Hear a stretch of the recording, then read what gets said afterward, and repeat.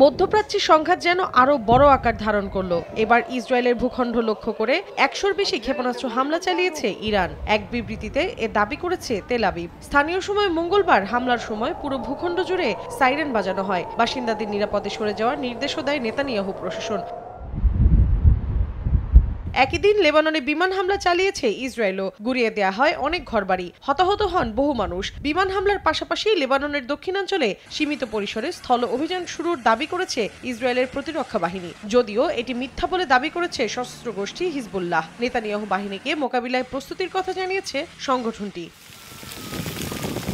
এর আগে ইসরায়েলে ইরান হামলা চালাতে পারে বলে সতর্ক করেছিল যুক্তরাষ্ট্র।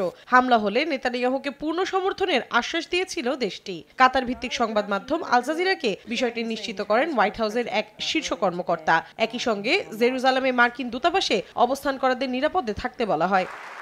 লেবাননে ইসরায়েলি হামলার তীব্র নিন্দা জানিয়েছেন তুরস্কের প্রেসিডেন্ট রিসেপ তাইপ এরদোয়ান। বৈরুতের পাশে থাকবে আঙ্কারা বলে ঘোষণা দিয়েছেন তিনি। আর লেবাননে প্রবেশ করা সেনাদের সরিয়ে নিতে ইসরায়েলের প্রতি আহ্বান জানিয়েছে রাশিয়া। এদিকে গত ২ সপ্তাহে ইসরায়েলের হামলায় ১,০০০-এর বেশি মানুষ নিহত হয়েছেন বলে জানিয়েছে লেবানন সরকার। বাস্তুচ্যুত মানুষের সংখ্যা ১০ লাখের বেশি, যাদের অনেকেই আশ্রয় নিচ্ছেন প্রতিবেশী দেশগুলোতে। মৌসুমী সাথী, সময় সংবাদ।